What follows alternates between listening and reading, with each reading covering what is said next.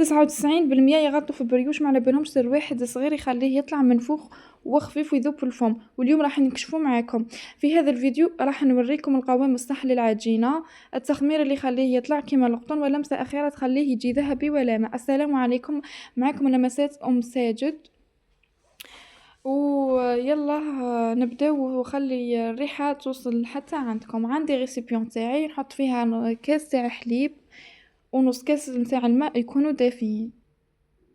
من بعد نضيف غرفة كبيرة نتاع الخميرة،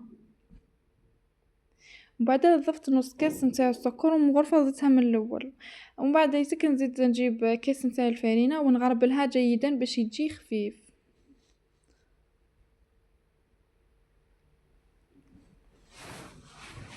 ونخلط بالفوي جيدا.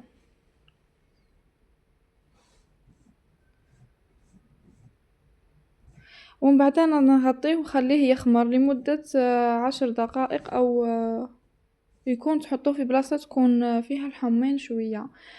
لهنا بعد ما خمر معانا نجيب نضيف قرصة تاع الملح ونص كاس نتاع الزيت كامل، لازم تلوحوه كامل، ونخلط ندخل الزيت في العجينة تاعي.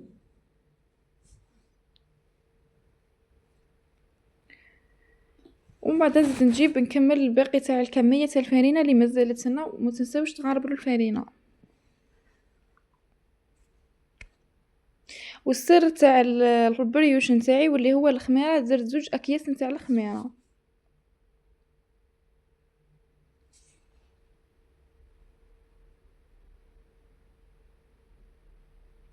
نزيد نعاود نلم بالفرينه حتى نتحصل على العجينه تكون طريه بزاف تلصق في اليد،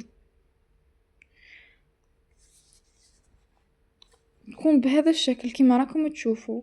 ومن بعد خليتها عاودت خمرت العجينه، انا تحذف لي المقطع تاع الفيديو.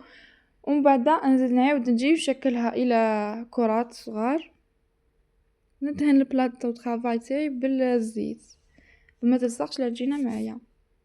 وكل ما تجي راح تخدمي لازم الزيت يكون في يدك، سينو تلصق العجينه وتغملك ما تخليكش تخدمي اليز.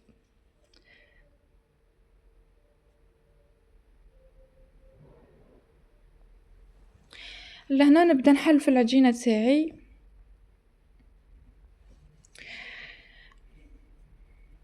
نبدا نحلها غير بيدي، ندهن البلان دو طرافاي تاعي ومن بعد نبدا نحل فيها بيدي. وبعد نجيب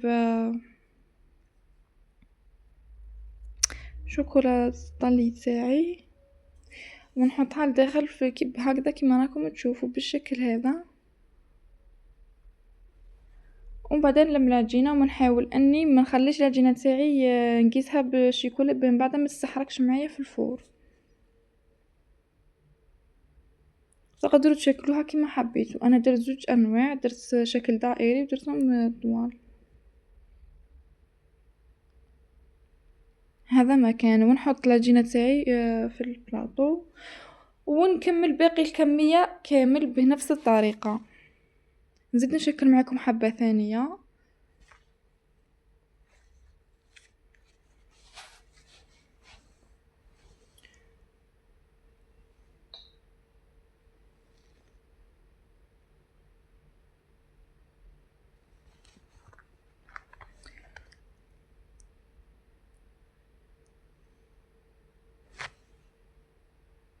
يعني اسهل من هذه الطريقه ما كانش طريقه سهله جدا.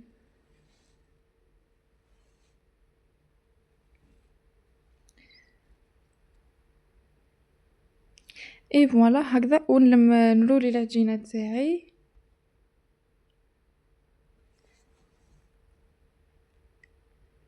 ومن بعد نعاود نسكرها مع الحواوي ما تخرج لي الشيكولا، نسكر عليها جيدا.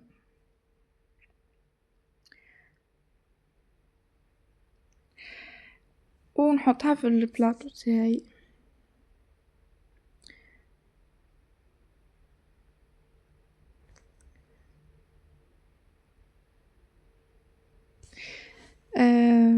هكذا ونكمل الباقي الكمية اللي عندي. البنات هذه هي اسهل طريقة اللي تقدروا تخدموا بها البريوش، وعطيتكم كامل الاسرار. وثاني السر تاعنا اللي يخلي البريوش تاعنا يجي خفيف من الداخل ويجي كيما القطن، وهو الزيت متكبيش مع الاول، تكبيه حتى يخمر الخليط نتاعك ويخلص. هذا سر لازم تديريه. ونزيد نكمل معكم باقي الكمية.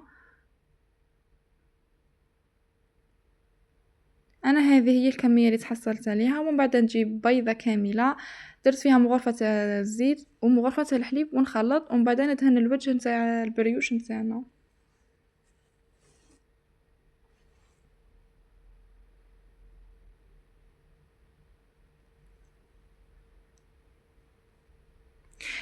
ومن بعد نخليه يزيد يخمر شويه واحد 10 دقائق، ما ندخلوش ديريكت للفرن، واحد 10 دقائق ولا ربع ساعه، ومن بعد ندخلوه للفرن.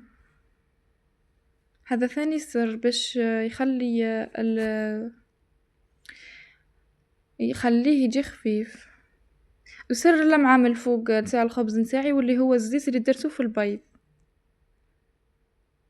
حنا بعد ما طاب وخلص رشيته بشويه نتاع السكر، راكم تشوفوا في هنا في القوام نتاعو كيفاه راهو مقطن من الداخل ويشهي. شهيتكم في الجنة ان شاء الله، ونلتقي في فيديو جديد ان شاء الله.